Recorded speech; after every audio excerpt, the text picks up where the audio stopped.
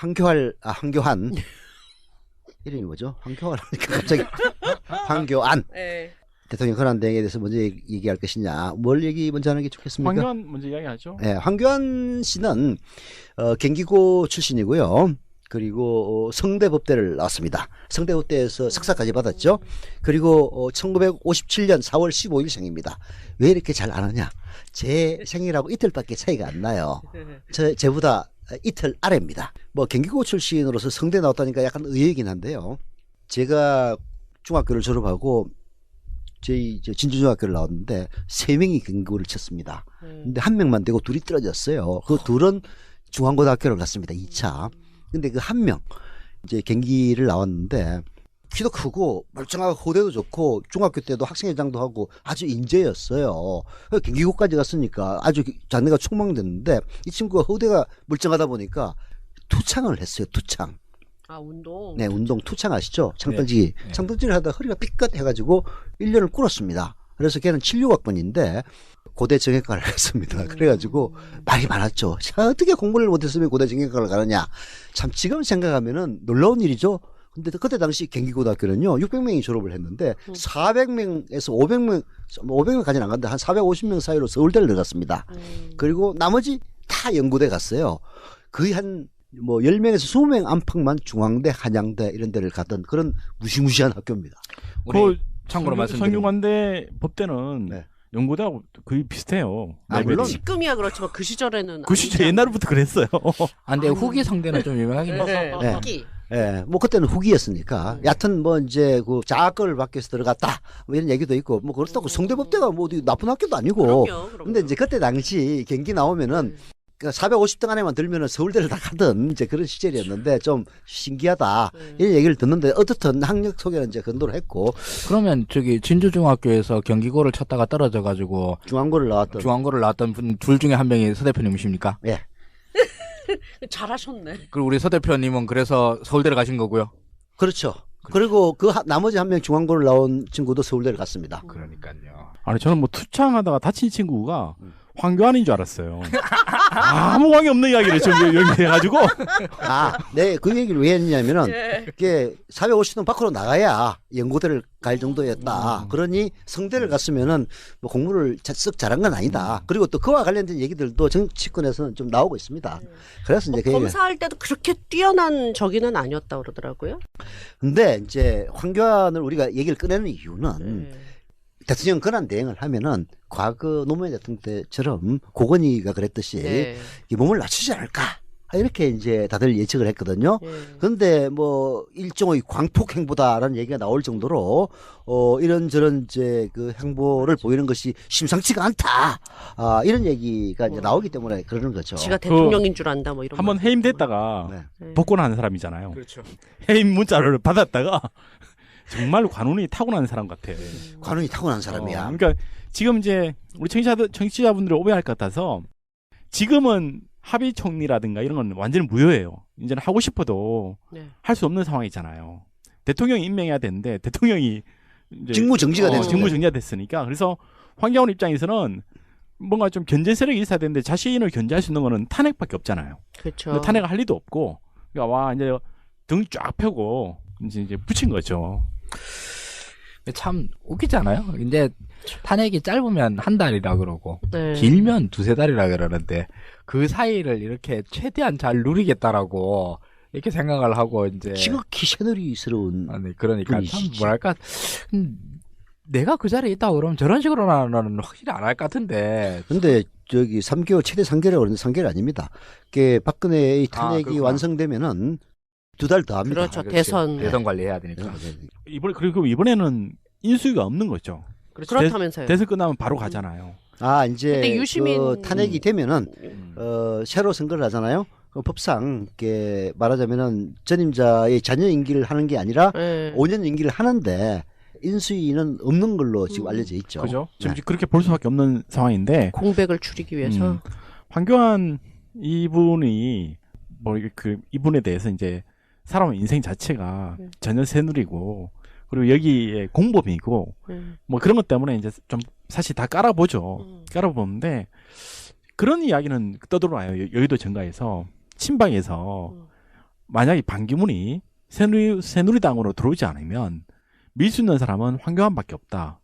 근데 충분히 현실성 있는 이야기예요. 그러니까 이인재가 지금 이야기 나오는 판인데 황교안은 당연히 나오겠죠. 그런 말이에요. 그쪽 이제- 지지하는 사람들한테서는 신망이 좀 있나 봐요. 그렇죠. 참 이제 황교안으로서는 좀 딜레마적인 상황이라고 저는 생각을 해요. 우선 이제 새누리당의 가장 큰 약점은 불임 정당, 즉 유력한 후보가 없다는 것 아닙니까? 그래서 뭐 반기문을 뭐 서로 끌어가니 이제 이런 얘기를 하는데, 같은 당내에서 혹은 여권에서 이제 후보를 만든다 하면은 뭐 지난번에 홍석현 얘기도 나왔습니다만은 사실 총리 출신들이 매우 유력한 후보자로 많이 꼽혀 왔습니다. 근데 뭐 정호원 총리야 뭐 전혀 아니올시다고, 황교안은 나름 이제 이른바 박근혜 이점이라고 해야 되나? 이런 이제 보수를 대변하는 그런 이제 모습들을 보이기 위해서 노력은 해왔거든요. 자, 왜 저희 황교안의 딜레마라고 하느냐면은, 황교안이 보수의 여망을 실현하려면 지금처럼 해야 돼요. 뭐 예를 들어서 허리를 낮추고 고개를 낮추고 그냥 과도내각적인 그 수반으로서 역할을 하는 게 아니라 해서는 안 되죠. 그럼 보수에서 기대를 안 하지. 저런 인간을 했으면 뭐 하겠느냐. 쉽게 얘기해서 뭐가지 꼿꼿하게 세우고, 저기 파출소 가가지고 전방 가가지고 안보 튼튼히 하시오 라고 얘기하고, 헌법재판소장 내가 임명할게 뭐 욕은 먹겠지만은 그 다음에 국정원에 가서 그대로 가 뭐 이런 식으로 나오면은 이제 보수의 기대를 충족시킬 수는 있다고 봐요. 근데 그게 이제 결국은 박근혜가 신임을 잃었던 것들을 다 계속 해야 되기 때문에, 인기를 물론 이제 보수의 지지를 받을 수는 있겠지. 죽다 깨나도 박근혜를 지지하는 사람들, 지금 당장 박근혜 지지하지 않는다고는 하지만은 그렇다고 문재인도 절대 지지하지 않는 이런 사람들에게는 이제 표를 얻을 수 있을지 모르겠지만은, 사실은 이제 확장성은 좀 떨어지는 그런 우려가 있거든요. 반면에 황교안이 이렇게 한다고 생각해 보세요. 예외적 협의를 구성해가지고 지금 박근혜의 실정 중에서 국정교과서는 문제가 많습니다. 이건 뭐 사실 박근혜 대통령 빼놓고는 다 싫어하는 것 아닙니까? 그래서 안 하겠습니다. 그다음에 유일호 총리를 부총리를 불러가지고 지금 뭐 올해 세금이 뭐 8조 원 더 걷힌다고 하니까 재정 홍보하죠. 근데 지금 너무 못 살지 않습니까? 재정을 팍 풀어가지고 좀 못 사는 사람들 잘 살게 좀 해주십시오. 라고도 하고, 제가 하는 건 어디까지나 권한 대행입니다. 지금 대통령이 불신을 받아가지고 뭐 어쩌다 보니까 내가 권한 대행을 했는데, 여야에서 여야적 협의체를 만들어주면은 여야의 말씀을 잘 받들어서 최대한 국정에 잘 반영도록 하겠습니다. 뭐 예를 들어서 그렇게 한다고 생각해 보십시오. 그러면은 의외로 또 인기를 많이 얻을 수 있을 거라고 보거든요. 반기문 표를 먹지 않을까요? 그러면은 또 보수들은 저 새끼 말이야 이런 딜레마가 있는 거예요. 아주 극우적인 저쪽 지지자들은 이제 뭐 선택을 해야죠. 어느 쪽을 할 건가. 근데 뭐 사실 황교안 현재로서는 극보수를 선택한다는 그런 느낌이 들죠. 네. 근데 뭐 지금 조만간 여야정 협의체는 만들어질 것 같고, 황교안은 그것만 잘 올라타면 여야정 협의체가 뭐 좋은 안을 내고 국정을 잘 운영을 뭐 이렇게 잘 소구한다면 황교안 입장에서는 그냥 올라타서 굉장히 유리한 입지를 굳히게 되는 거죠. 그렇죠. 네. 이게 뭐 우리가 홍스캔이라는 이름을 꺼냈던 그거 동일한 그 맥락에서 이제는 황교안 이름이 튀어나올 수가 있는 거죠. 일단 또 다른 나라 이야기를 잠깐 하면은요. 네. 닉슨 다음에 닉슨이 이제 탄핵 직전에 사임을 했지 않습니까? 네. 그래서 이제 부통령이었던 제럴드 포드가 네. 임기를 이제 그 여기는 자녀 임기입니다. 네. 자녀 임기를 맡았어요. 임기를 맡았는데 이 양반은 사실 이제 그 전까지만 해도 민주당 공화당 양쪽, 이 사람은 이제 공화당이죠. 닉슨의 부통령이니까 민주당 공화당 양당으로부터 나름 좋은 평가를 받는, 그리고 뭐 참 양식 있는 사람이다 이런 평가를 받았어요. 그리고 닉슨은 아직까지도 뭐랄까 공화당의 수치, 아직까지도 이런 식의 평가를 받고 있고, 근데 이 정도까지는 아닌 사람인데 막판이 너무 안 좋게 풀렸죠. 그 당 지금도 그러니 옛날에는 얼마나 인기가 없었겠습니까? 그래서 이제 그리고 닉슨은 또 굉장한 당파성이 엄청 강한 사람이었거든요. 그 전에는 막 메카시즘의 기수이기도 하고 뭐 이런 사람이었어요. 근데 이제 포드가 들어와가지고 들어오자마자 맨 처음에 한 게 탕평 인사였어요.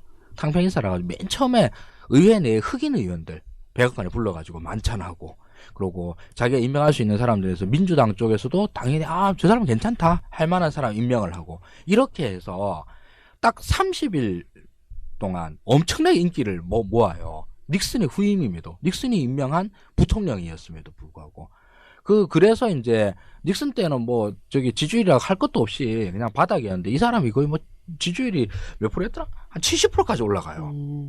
아니 그게 이제 포드의 전성기였어요. 근데 32일째 되는 날 포드가 닉슨을 사면을 해요. 마지막 막판 사면을 하지. 막판 사면이 아니라 임기 초예요. 임기 초에나? 임기 초에 해버려요. 아니 그거는 이제 포드가 닉슨의 자녀 임기를 하고 예, 자녀 임기인데 이제 그래도 한 2년 정도 남았거든요. 네. 2년 정도 남았는데 딱 한 달 동안 이렇게 포용 정책을 해서 엄청나게 인기를 끌었는데 이제 포드가 닉슨을 한 건 나중에 이제 미국 정치인들로부터 많은 좋은 평가를 많이 받아요. 그런 식으로 정리를 하긴 해야 된다 이러는데 이거는 이제 우리나라에 직접 대입하기는 좀 무리가 많은 거고 그거랑 다른 거니까. 근데 이전까지 포드가 그렇게 인기를 얻을 수 있었던 것은 닉슨의 그림자를 그동안 계속 지운 거예요, 자기가. 그렇죠. 이렇게 하면 안 된다, 미국 사회가. 이렇게 하면서 지워가지고 인기를 얻은 것까지는, 닉슨이 요까지는. 매우 독선적인 인물이었거든. 그러니까요. 근데 포드는 전혀 그렇지 않은 인물이다. 이렇게 된 거고. 근데 이제 그 이후로 포드가 이제 자기의 정치적 결단으로 닉슨을 사면하고 난 다음부터 바로 그 다음날 나온 게 포드를 감옥으로 막 이런 거가 나오고 그런. 근데 포드가 나중에 재선하지 않나? 재선 실패해요. 실패합니까? 재선에 실패하고. 그러면 역사상 최단명 대통령이네. 그렇죠. 2년 반만 하고 그랬으니까. 네, 여기서 이야기의 포인트는 그전 70%의 지지를 받았다는 게 중요하네요. 그러니까 황교안도 어떻게 포용 정책을 하면은 그렇죠. 어떻게 포용보다 이제 반박근혜 단죄는 단죄대로 그렇지. 하고 예. 이 박근혜에 대한 박근혜 그리고 부역자 최순실 부역자는 단죄는 하되 또 여러 가지 지금 야당이 요구하는 것들을 포용하면서 알아서 정책을 펴면 국민의 지지를 빠르게 회복할 수도 있다는 거죠. 그렇죠. 네. 그러니까 황교안에게는 이제 사실상 기회가 주어진 거라고 볼 수 있고 새누리당 입장에서도 하도 인물이 없으니까 바깥에 반기문이 솔직히 누굽니까? 노무현 대통령이 유엔 사무총장 만든 사람 아닙니까? 반기문 스스로도 인연이 있다면 노무현 대통령 있지라는 얘기가 나올 정도니까 이게 새누리당으로서 자존심이 매우 상하겠지. 이 반기문 후보론 자체가 네. 뭐 걔들이야 일단 직권이 최우선이니까 뭐 자존심은 별로 문제가 안 되겠지만은 그러나 황교안이 그런 식으로 얻을 수만 있다면은 황교안으로 또 무게중심이 쏠리는 것은 아주 순식간에 수도 있는 일이에요. 그죠. 만약에 저한테 딱 두 명의 보기만 제시하고 목에 칼을 들이대고 찍으라고 하면 황교안이냐 반기문이냐 저는 황교안 찍을 것 같아요. 반기문은 도저히 이 사람이 뭔지 우린 전혀 모르니까 검증이 전혀 안 돼서 전혀 감도 없고 그냥 늙은이잖아. 노인네. 극단적인 예를 들지 말라니까. 그러니까 이제는 황교안바로도 아니 그래가지고 안 그래도 저도 지금 시민케이님 말씀에 따라 황교안이 인사청문회 때 뭐가 걸렸었지 하면서 지금 검색을 해봤는데요. 황교안은 그때 이제 무슨 병역이 걸렸어요. 네, 상대적으로 좀 두드러기 약하긴 때문에 하네요. 병역이 면제받습니다. 그 유명한 만성 단마진을 벌써 그렇죠. 잊으셨단 말입니까? 두드러기 만성 단마진이라는 게 매우 어려운데 우리로 치면 두드러기예요. 두드러기. 해좀 이 밥하고 거꾸로 놓은 영상지 요즘 도는데 참. 어쨌든 보수는 지금 새누리당 쪽은 어떻게든 후보를 찾아야 되니까 적어도 3% 넘는 후보는 있어야 되잖아요. 이게 만성 단마진 같은 거는 새누리당 후보로서는 전혀 결격 사유가 아니라니까. 그건 기본으로 삼종세 때는 갖고 갔잖아. 그렇죠. 네. 그 이제 뭐 사실 뭐 저는 좀 뭐랄까 계속 이렇게 요즘은 전략적으로 좀 생각을 또 많이 하게 돼요. 제가 올곧은 원칙주의자로 살다 보니까 좀 욕이나 먹고 이러길래 그냥 전략적으로 생각하자 그래서 우리 반기문 후보라 해야 되나? 후보가 나온다고 그러면 제일 강조해서 우리가 키워드로 삼아야 될 것은 나로 따지자면은 노무현 대통령과 더 가까운 사람이었다라고 계속 이제 홍보를 해드리고 노무현 지지자들이 찍어줘야 된다 이런 얘기입니까? 아니 그런 건 아니고 새누리당 의원 지지자들한테 계속 각인을 시켜드리는 거죠. 네. 그건 뭐 전략적이 아니고 대단한 미스 같아. 아니야 이간 전술인데. 네. 뭐 글쎄, 그 노무현 대통령과 가까운 사람이다라고 그러면 누가 더 가깝나로 하면은 문재인이 한 150만 배 더 가깝지 않습니까? 그런 거고 우리 우쩍 하는 얘기입니다. 네. 얕은. 우리 황교안 총리님께도 호를 좀 지어드려야 될 것 같아요. 네. 뭐 두드 황교안이라든지 아니면 단마진 황교안이라든지. 단마진은 너무 어려워. 그러게.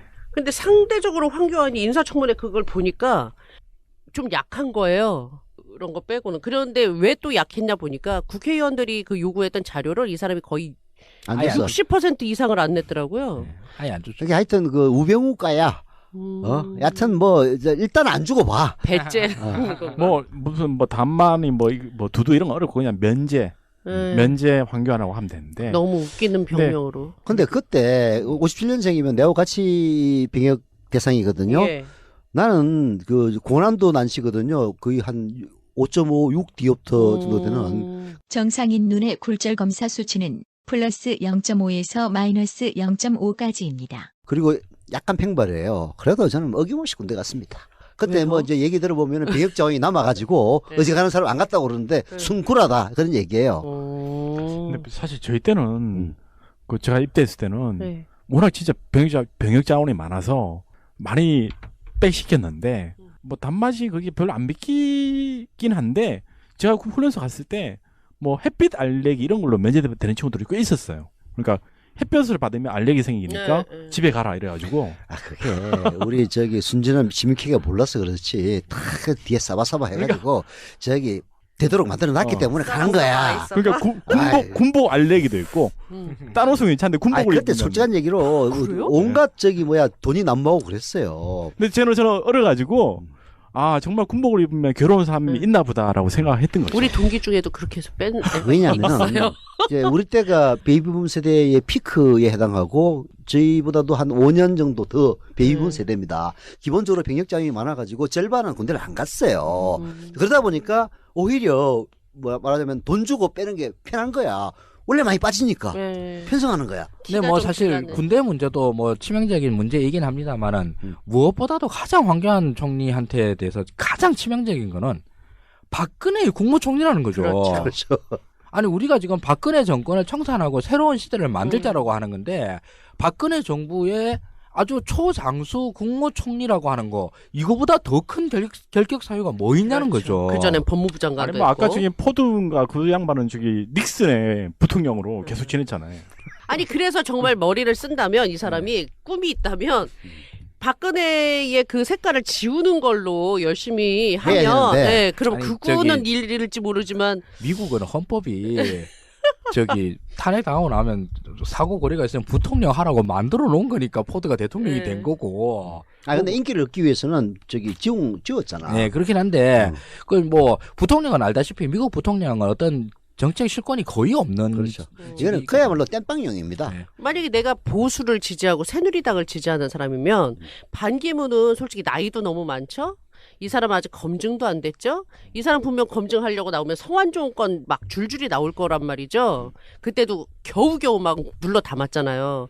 근데 이 황교안이라는 사람은 일단 행정 능력은 지금 검증을 받은 거고 인사청문회 내용도 아주 그렇게 크게 물론 자료를 안 받았으니까 모르지만 있고 이 사람 와이프가 복음성가 가수래요. 어디? 보금선가? 예, 뭐 꽤 유명한가 봐요. 그쪽에서는 뭐 최재형이라나 그런다고 그러면 기독교계 왁 붙을 거 아니에요? 그러면 아 이쪽이 더 유리한 카드일 수도 있겠는데 이런 생각 들더라고요. 그렇죠. 이제 잠재력에서 보면은 뭐 황교안만 그렇겠습니까? 그런 사람들이 이제 새누리 주변에 많이 있죠.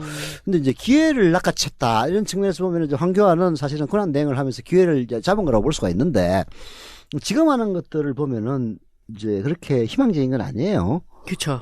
근데 아까 뭐 이 저기 사람 꿈 없나 봐요. 자질 중에 그 병역 면제는 면탈인지 면제인지 그런 자신의 권력을 이용해서 친지나 네. 자식을 면탈시키면 어마어마한 뭐 씻을 수 없는 타격이지만 본인이 면제받은 거는 전 별로 그거는 문제 안 된다고 봐요.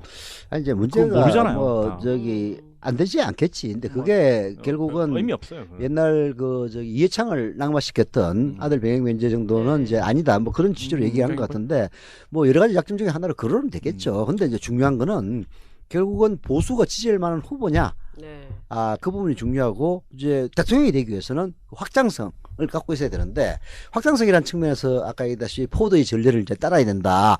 황교안이 진짜로 대권 꿈이 있다면은 아니면은 대권 꿈은 없더라도 진짜 자기가 박근혜에 의해서 총리가 임명됐지만은 이런 비상한 시국에 책임 있게 국정을 운영하겠다라는 취지에서 여야정 협의회를 적극적으로 활용을 하고 지금 박근혜가 망쳐놨던 여러 가지 부분들을 바로 잡아주고 이제 그렇게 되면은 상당히 많은 지지를 얻을 수 있는 잠재력을 갖고 있다.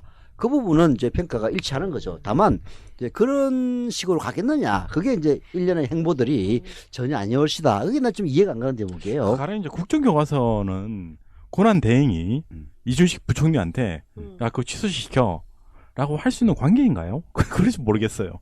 이게 이준식이 아니 보류시킬 수는 있지. 이준식이 계속 고집 있게 가는 건지 영혼 없는 공무원처럼 아니면 황교안의 의지인 건지는 판단하기 힘드네요. 아니 이제 그런 한 for example 이를 이제 뭐 불가능한 일을 하라고 할 수는 없는 거죠. 그러나 이제 그 한 사례로 이제 들은 건데 실제로 가능할지 그거야 뭐 내가 저기 모르지. 근데 지금 많은 사람들이 그 불만을 갖고 있는 대목들 특히 국민들도 고개를 갸우뚱하는 그렇죠. 이제 그런 부분들이 있단 말이에요. 상징성 있는 건 그런 것들은 아이 뭐 내가 지금 저 박근혜 대통령이라면 당연히 오케이를 했겠지만은 내가 그런 내용으로서 이런 부분은 그 국민들 간에도 많은 이론이 있으니까 다음 대통령에 넘기기 위해서 이건 일단 보류하겠다라는 라든지 그건 이제 하나의 그 사건에 대한 대응일 뿐이고 전문적인 국정 운영 태도가 박근혜는 불통 때문에 지금 여기까지 욕을 먹은 거 아니에요.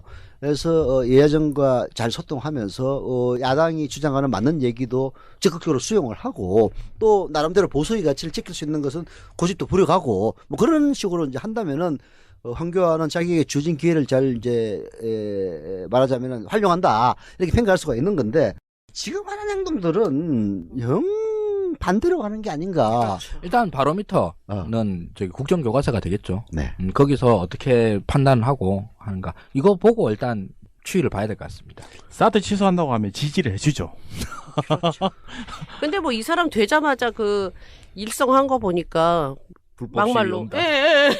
그냥 그리고 뭐 북세력이 어쩌고 아니 이제 저쩌고. 그거는 원래 그 저기 권한 대행이 되면은 안보 문제를 제일 먼저 세계 고건도 그랬어. 근데 이제 그 저기 우리 황교안처럼 그렇게 그러니까 노골적인 언어가, 워딩을 표현이. 구사하지는 않았지만은 국민들이 뽑은 대통령이 이 거리 상태에 놓인 거 아니에요. 이거를 북한이 혹시라도 활용할지 모르니까 경계 강화를 하라. 이건 할 수 있는 얘기지. 근데 그게 말이 구체적으로 보면은 예. 군이 뭐 앞장서서 뭔가를 해라는 부추기는 예. 듯한 그런 뉘앙스가 있는 보안검사 티가 발언이라든지 딱 나와. 저는 진짜 바로미터는 여야정 협의체와의 관계 어떻게 관계를 가져갈 것인가. 지금은 그게 중요하다고 이제 봅니다. 황교안 총리가 말을 안 하고 있어요. 왜 이제 말을 안 한 건 조금 이해는 가. 그 야3당에서는 여당 빼고 하자. 뭐 일리는 있는 얘기지. 이정현이 저번에 조건인데 네. 쟤 넣고 할 수는 없지 않느냐. 다음에 여당의 비대위원장이 나오면은 그 사람을 넣어서 한다는 건 있을 수가 있지만은 지금 야당 입장에서는 그렇게 박근혜를 극옹호했던 이정현을 넣고 예정 협의를 할 수는 없는 거란 말이에요. 그래서 이제 여당을 빼놓으니까 황교안으로서는 쉽게 오케이 하기는 어려운 측면이 있긴 있어요. 뭐 새누리당도 128명이나 되는 국회의원이 존재하는 당인데 사실은 제 1당 아닙니까? 과반이 안 돼서 그런 거지. 이제 그런 측면이 있긴 있는데 그래도 지금 뭔가 약간 착각하는 듯한 그런 느낌들. 국회 나오라고 그랬더니 고건이도 안 나갔는데 왜 나가느냐. 예. 근데 고건이가 안 나갔던 거하고는 차원이 달라요. 그때 고건 보고는 시정연설을 하라고 그랬거든. 그때 한나라당은 그 노무현을 대통령으로 인정을 안 했기 때문에 시정연설도 권한 대행이 하라 그랬던 거야. 근데 그거는 뭐 다른 거는 몰라도 내가 총리 기본적으로 권한 대행이지만 자기 지위는 총리 아니에요. 총리 자격으로 나갈 수 할 수 있는 하지만은 대통령이 해야 될 일을 내가 할 수는 없다 해가지고 이제 그때 야당이 시정연설 하라고 했을 때 이제 거부한 적은 있어요. 그러나 예. 지금 저기 야3당이 황교안 보고 나오라고 그런 거는 대통령이 해야 될 일 때문에 나오라는 건 아니거든요. 그 자기 지위는 총리니까 총리에게 물어보겠다는 그런 이제 취지로 나오라는 건데 그걸 가지고 뻗대고 이런 것들을 보면은 참 황교안도 정치인 자질은 전혀 전무한 그런 인간이 아닌가 하는 느낌이 듭니다. 저기 정치인들 우습게 보고 이런 경우들이 많은데 그리고 나름 황교안이 강점 중 하나가 뭐 때묻지 않은 정치인으로 때묻지 않고 행정가로 살아온 이력 뭐 이런 걸 얘기를 하더라고요.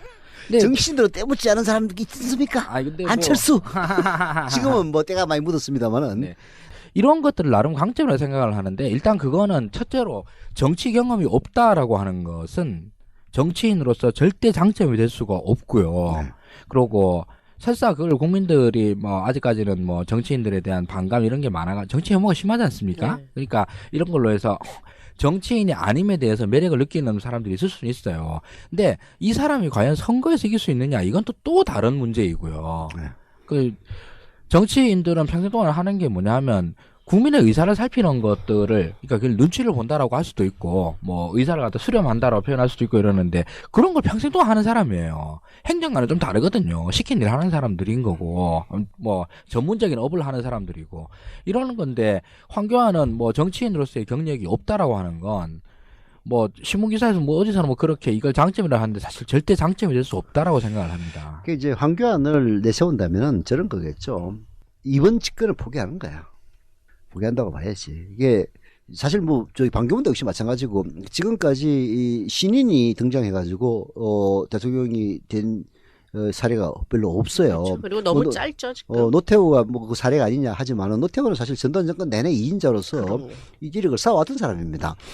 그래서 이제 반기문도 그렇고 황교안도 그렇고 사실 누구를 내세우든지 정권을 정치하기가 쉬운 환경은 아니죠. 그래서 이제 보수에서는 황교안을 내세우는 이유 중에 하나는 다음을 바라본다고 치더라도 황교안이 낫다. 황교안은 59세입니다. 만으로는 59세예요. 5년 후에 64세입니다.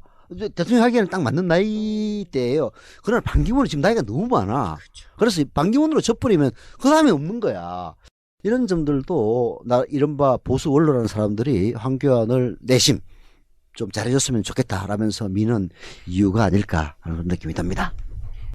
황교안에 대한 얘기는 이 정도로 맺고요.